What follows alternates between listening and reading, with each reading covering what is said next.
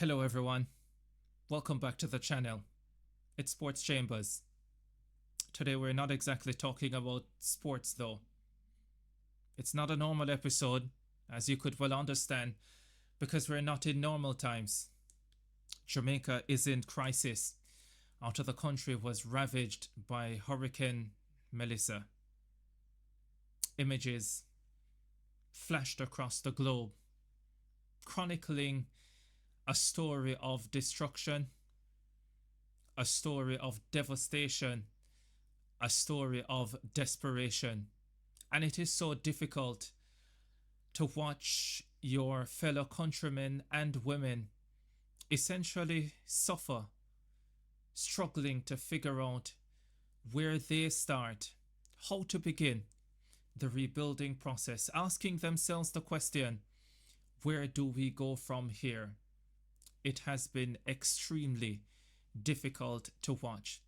It is, however, quite heartwarming to see the type of support that the country has gotten from the international community and including specifically those in the sporting arena as well. And just to name a few, Norman Powell, who plays professional basketball for the Miami Heat, plays for Jamaica internationally through his foundation and his NBA franchise as well, have pledged a significant donation. DeAndre Ayton, the Bahamian himself, an NBA star, um, his mother has Jamaican heritage, and he has made a pledge to the country's hurricane relief as well.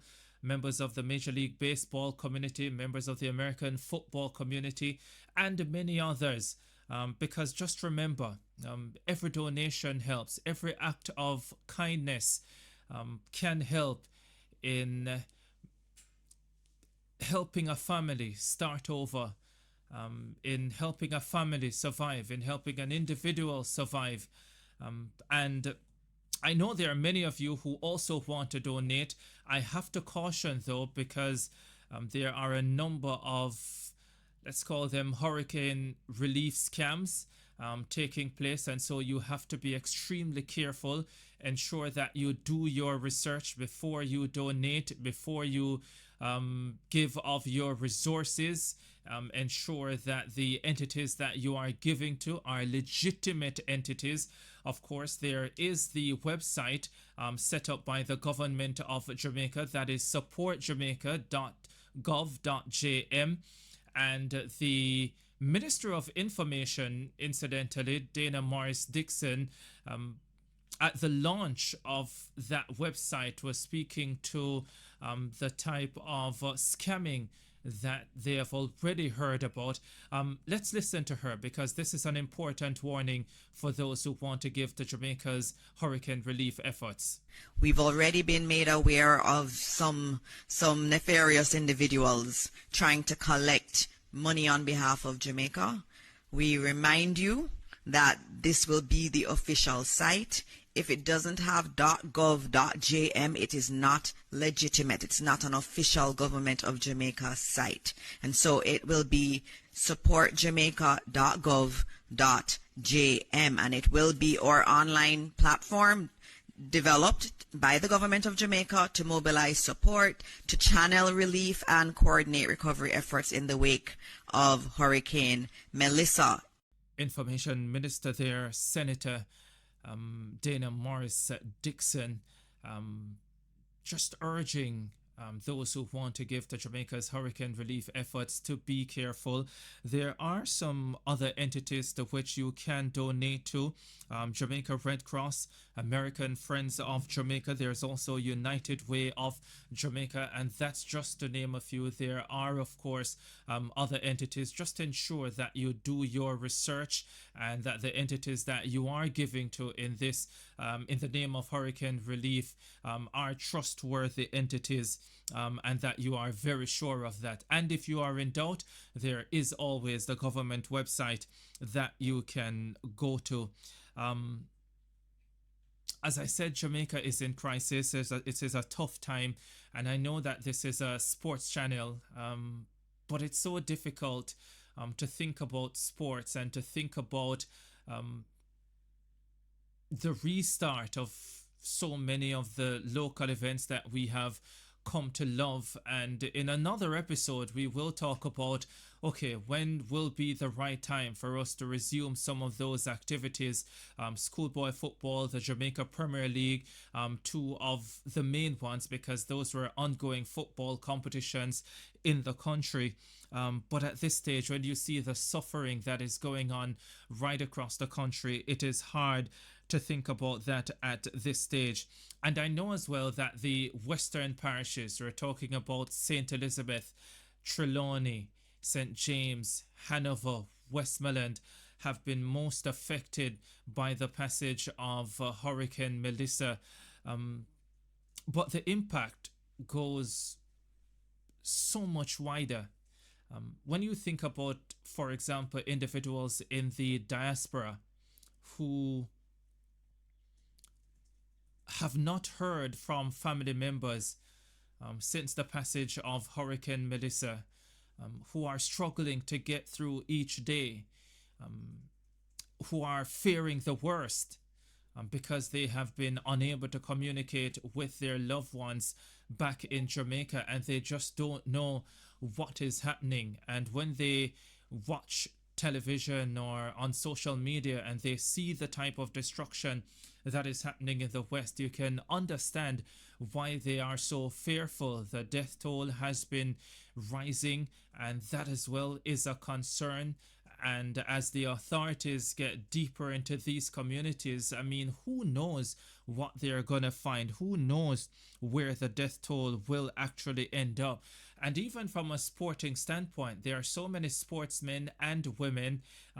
Certainly, a lot of the track and field athletes who train in Kingston, who have family members in these rural areas from Clarendon and Manchester and in the western parishes that I mentioned above, who have been unable to get in contact with their family members. I mean, obviously, a number of them will be traveling into those areas to try and get a first-hand view of what is happening with their loved ones. But it's a difficult time for everyone. And just think about these athletes who, quite a few of them, many of them are probably back in training because the situation in Kingston, Jamaica allows for that. But they are back in training. But how focused can they be at this stage when they haven't heard from friends and loved ones in many of these rural communities? So there is that they have to deal with. There's a psychological aspect as well for those who have survived what was truly a horrendous ordeal. There are those who are still going to have sleepless nights, hearing the whisk of the wind um, beating against doors and windows and walls, rooftops lifting off, individuals fearing for their life. That's not the type of thing that you just get over because it's done. And hopefully, individuals and the authorities don't neglect that psychological aspect, because people will need help in that department, and it's so often an overlooked department in Jamaica and I think in the wider Caribbean, but certainly that cannot be neglected this time around. There's also the issue of food and food security, because we depend so much on the areas that have been severely affected by this hurricane for a lot of the food, for example, that the country has, the hotel industry, just normal people, especially in Kingston. And with those areas so devastated, one, there will be a shortage. In some cases, food will be, or certain types will be non existent.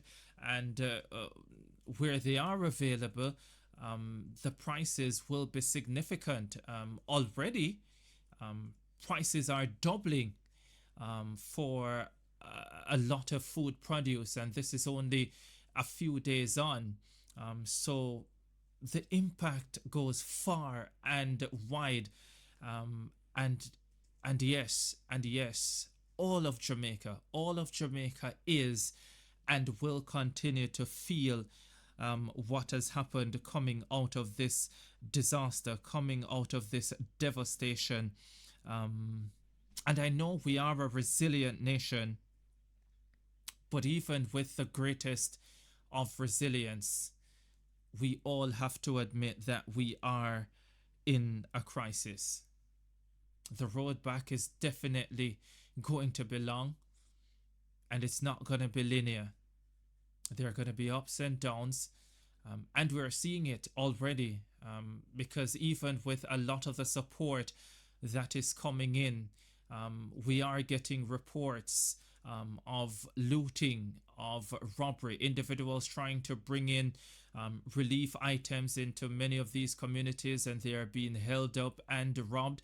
And it's also why individuals are being encouraged not to try and go into these communities by themselves, and especially because cell reception is not great. So once you're in a lot of these areas, you can't communicate with the outside world, so you have to really be careful. And that's why everyone is being encouraged to make their donations to those entities that they can trust, and allow them to do the work, allow them to get what is needed to the individuals in these communities. Of course, there are varying circumstances, because if you have family members in these areas, you are going to want to go in and see them directly, and I think that is more than fine. But what is for sure is that Hurricane Melissa has changed what we consider to be normal. It has certainly ripped apart what is normal for the people of the West. And the reports coming through have just been horrifying. I have been able to speak with a number of individuals in the sporting fraternity. Kerry Ricketts, who we spoke to on this channel, along with his long jump protege Gale.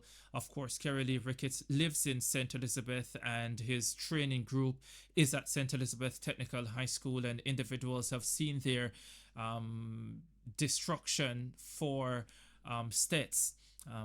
And I did have a brief conversation with Kerry, and he told me just how horrendous the experience was for him and for so many others, because there are so many quality sportsmen and women who are from these western areas who now have to pick up the pieces.